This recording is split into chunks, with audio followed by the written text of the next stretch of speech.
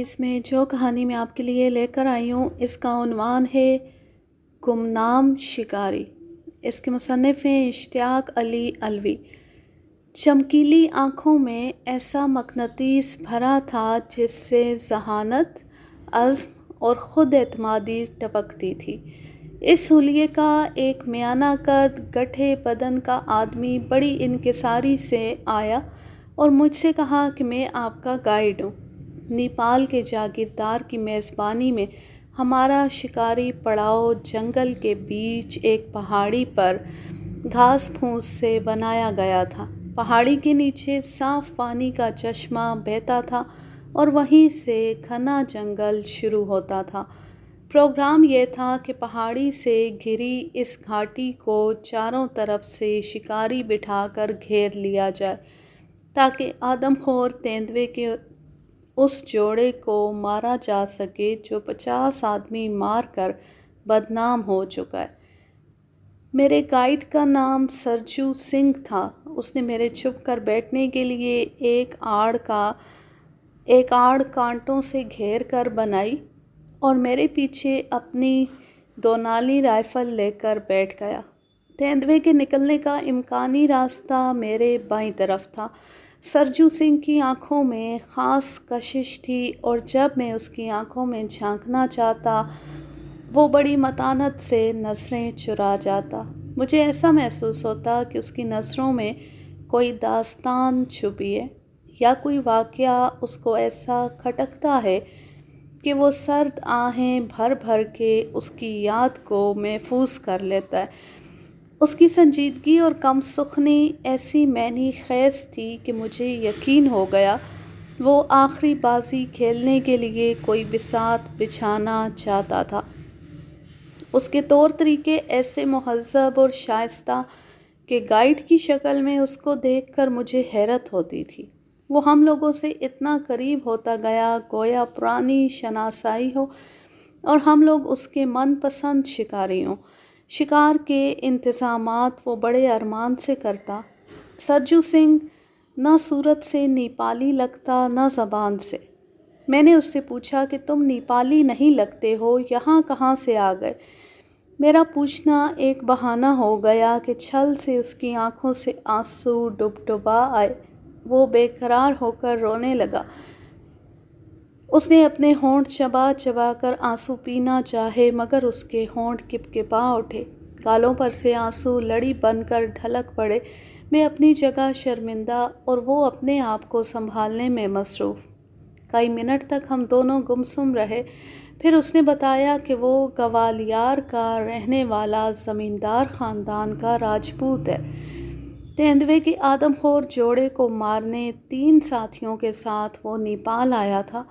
تینوں ساتھی ایک اندھیری رات میں زمین پر آڑ کھڑی کر کے الگ الگ بیٹھے تھے۔ نہ جانے کس طرح ایک تیندوے نے ایک ساتھی کو گھسیٹ لیا۔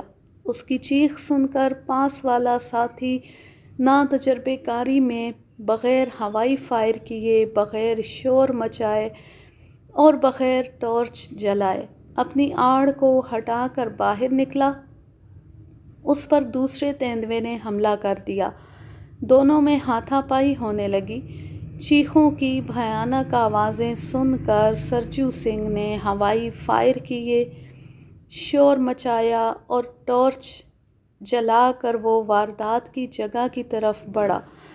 لائٹ میں اس نے دیکھا کہ ایک ساتھی تیندوے سے لڑ رہا ہے اور دوسرے ساتھی کے حلق سے خر خر کی آواز آ رہی ہے جو ایک جھاڑی کی آڑ کے بعد تھا۔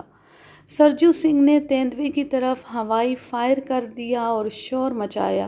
تیندوا بھاگا اور لڑنے والا ساتھی بے ہوش ہو کر گر پڑا۔ سرجو سنگھ ایک گڑھے سے کترا کر بڑھ رہا تھا کہ سامنے دوسرے ساتھی کو تیندوا چھاپے ہوئے زمین میں دبوچے پڑا تھا۔ سرجو سنگھ نے ایک فائر اس کی طرف بھی کر دیا۔ وہ بھی چھوڑ کر بھاگا۔ اس ساتھی کی گردن کو تیندوے نے اس زور سے دبایا تھا کہ زبان باہر لٹک آئی تھی اور آنکھیں حلقوں سے باہر تھیں۔ وہ مر چکا تھا۔ سرجو سنگھ پاگلوں کی طرح بے ہوش ساتھی کی طرف واپس لپکا۔ وہ بدستور بے ہوش تھا۔ سرجو سنگھ نے ساتھی کا سر گود میں رکھ کر پانی کا چھینٹا دیا۔ وہ پانی پلانا چاہتا تھا کہ اس نے دم توڑ دیا، گردن ڈھلک گئی۔ سرجو سنگھ کی آنکھوں تلے اندھیرا آ گیا، دنیا اندھیری لگنے لگی۔ وہ اپنی زندگی سے بیزار ہو گیا۔ وہ جان دینا چاہتا تھا مگر اس کو بھاگنے کا راستہ نہیں مل رہا تھا۔ اس کے معاملے میں زندگی موت سے بھاگتی اور موت زندگی سے بھاگ گئی۔ کئی راتیں وہ اسی جنگل میں بغیر آڑ کے کھلے ٹکڑوں میں اکیلا سویا، مگر موت اس کی زندگی سے ٹکرائی ہی نہیں۔ بہرحال اس وقت سب سے بڑا سوال ان دونوں لاشوں کی حفاظت کا تھا کہ اتنے میں سرجو سنگھ کو کچھ ایسا محسوس ہوا کہ دوسری لاش کو گھسیٹا جا رہا ہو۔ وہ شور مچاتا اور لائٹ جلاتا اس طرف پہنچا تو ایک تیندوا لاش کو منہ میں دبائے کچھ دور لے جا چکا تھا۔ سرجو سنگھ نے ایک گولی اس کی طرف اور فائر کی تو وہ لاش چھوڑ کر بھاگ گیا۔ لاش کو سرجو سنگھ لاد کر پہلی لاش کے پاس لے آیا اور رات بھر وہ رکھوالی کرتا رہا اور تیندوے اس کا چکر کاٹتے رہے۔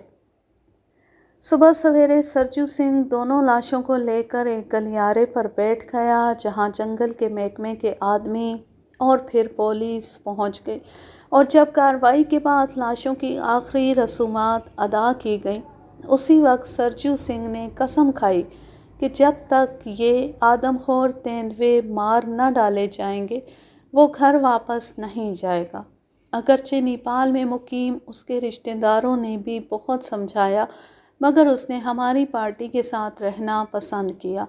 اب وہ گائیڈ نہیں بلکہ شکاری ساتھی کی حیثیت سے ساتھ تھا۔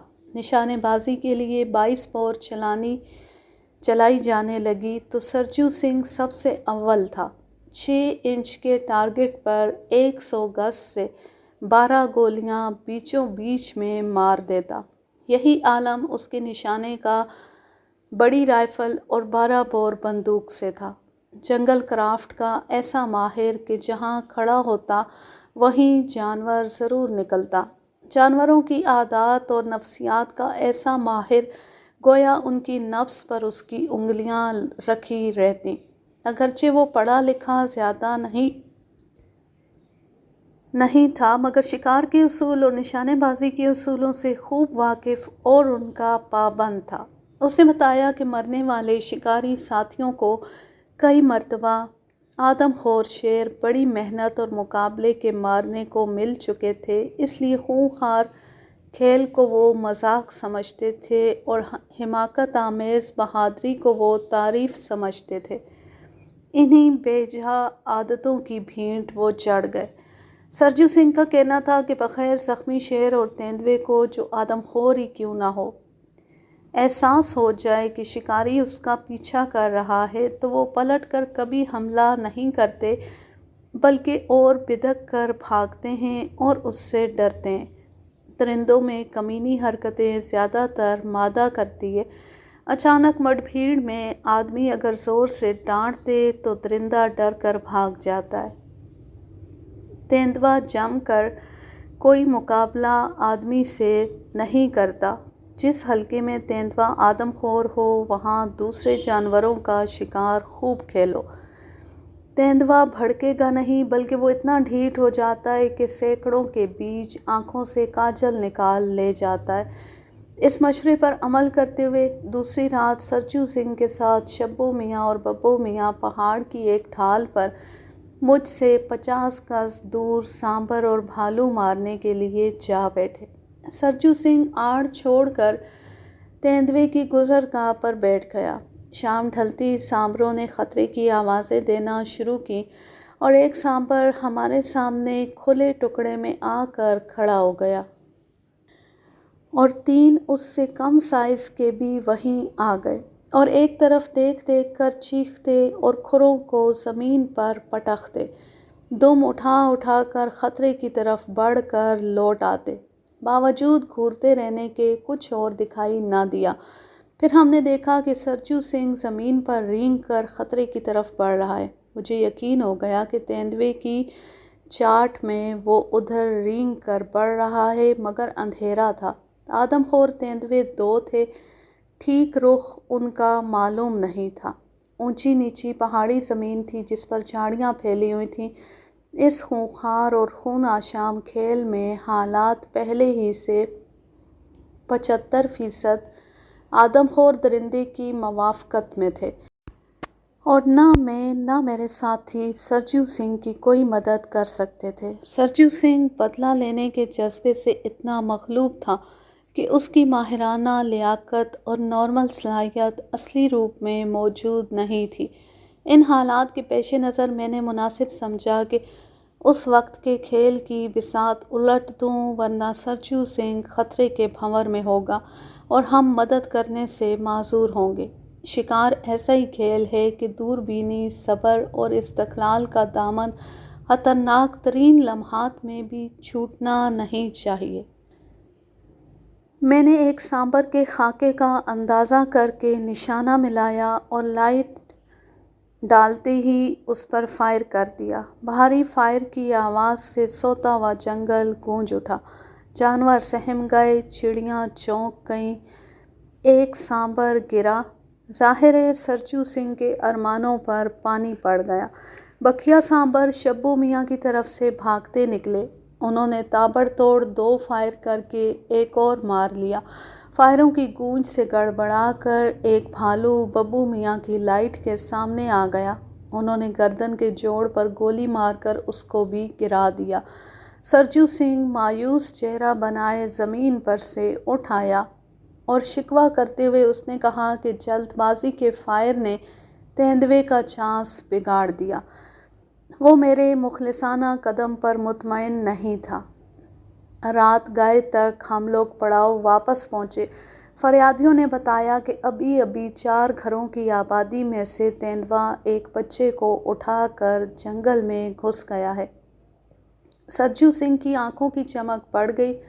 ہم لوگ اسی کی قیادت میں اسی وقت موقع کا معائنہ کرنے پہنچ گئے۔ پتھریلی زمین ہونے کی وجہ سے پنجوں کے نشان نہیں مل سکے، مگر سرجو سنگھ جنگل کے غاروں اور کھائیوں سے واقف تھا۔ انہی کو گھیر کر ہم نے پوری رات گزار دی۔ صبح سویرے دیکھا کہ تیندوا گلیارے کی گھائیں پار کرتے وقت پنجوں کے نشان چھوڑ گیا ہے اور گھاس پر خون کے نشانات ملے، مگر اس جگہ سے 3 راستے جنگل کو جاتے تھے۔ اب سرجو سنگھ کی ذہانت اور مہارت کا امتحان تھا۔ اس ایک راستے پر کچھ کیچڑ تھی۔ بقول سرجو سنگھ کے تیندوا لاش لے کر ادھر نہیں جائے گا۔ دوسرا راستہ نشیب کی طرف نیچا ہوتے ہوتے نالے کی ترائی میں اتر گیا تھا۔ بقول سرجو سنگھ کے یہ راستہ اگر شیر ہوتا تو وہ اختیار کر لیتا۔ تیسرا راستہ اونچے نیچے ٹیلے کی طرف گیا تھا، جس کے اوپر بقول سرجو سنگھ کے تیندوا چالاک اور عادی آدم خور ہوتا ہے۔ زیادہ چوکسی رکھنے کے لیے وہ لاش لے کر اوپر ٹیلے پر گیا ہوگا، جہاں سے اس کو چاروں طرف کی آہٹ مل سکے۔ ہم لوگوں کو ٹیلے کے چاروں طرف بٹھا کر سرجو سنگھ ایک گھنے ٹکڑے کی طرف اوپر چڑھتا گیا۔ مجھے یقین ہو گیا کہ وہ آدم خور سے آخری حساب براہ راست چکانا چاہتا تھا، اپنے دوستوں کے قاتلوں کی خونی نظروں سے نظریں ملانا چاہتا تھا، اور اس بھیانک کھیل کا ہر خطرہ وہ اپنے ہی حساب میں رکھنا چاہتا تھا۔ وہ جنگل میں اپنی موجودگی کا اظہار کرنے کے لیے للکار للکار کر تیندوے کو تال دے رہا تھا۔ ایسا لگا کہ فیصلے کی گھڑیاں قریب آ گئی ہوں۔ اسی ٹکڑے میں ایک دوسرے کے خون کے پیاسوں کے درمیان تاکہ جھانکی شروع ہو گئی۔ ایک بے باک، دوسرا عیار، ایک وفا شعار، دوسرا مکار، ایک خونخوار، دوسرا جاں نثار، ایک کھلا ظالم، دوسرا انصاف کا علم بردار۔ ہر فریق بھرپور وار کرنے کے لیے پینترے بدل رہا تھا۔ سرجو سنگھ کی آواز میں کچھ زیادہ کرختگی تھی۔ آدم خور کے رعب سے ہمارے اعصاب تنے جا رہے تھے۔ للکار سن سن کر ہمارے دل کی حرکت بڑھ چکی تھی۔ حلق میں کانٹے پڑنے لگے۔ کرخت آواز آئی، کہ لینا آتا ہے، کلیجہ منہ کو آ گیا، سانس کا توازن آپ ہی آپ بن گیا کہ دیکھا سرجو سنگھ جھاڑی سے برآمد ہوا اور رائفل ایک طرف تان کر بھاگتے ہوئے تیندوے پر رائفل چلا چکا تھا۔ گولی گدی پر پڑی، سر کے پرخچے اڑ گئے۔ تیندوا کراہنا چاہتا تھا مگر کرا نہ سکا، اس کا منہ کھلا، دانت نظر آئے، ہونٹ سمٹے اور زبان ہلی مگر آواز نہ نکلی۔ طاقتور پنجوں سے زمین پکڑنا چاہی مگر بدن ڈھیلا پڑ چکا تھا۔ موت کی گرفت نے اس کا پورا بدن تھر تھرا دیا، وہ کانپا، اس نے دم پلٹی، پچھلا پیر جھٹکا اور مر گیا۔ دوسرا تیندوا شبو میاں اور ببو میاں کے بیچ سے بھاگا جا رہا تھا۔ ببو میاں کی گولی نے ایسا اچھالا کہ شبو میاں کے سامنے آ گرا، انہوں نے اس پر فائر کر کے اسے ختم کر دیا۔ سرجو سنگھ بڑھا، دونوں تیندووں کو کچھ دیر دیکھا، پھر وہ بہادر شکاری پھوٹ پھوٹ کر رویا اور کھال لے کر گوالیار کے لیے روانہ ہو گیا۔ اب میں لیتی ہوں آپ سے اجازت، جہاں رہیں خوش رہیں، شاد و آباد رہیں، ہنستے مسکراتے رہیں۔ اللہ حافظ، اللہ نگہبان۔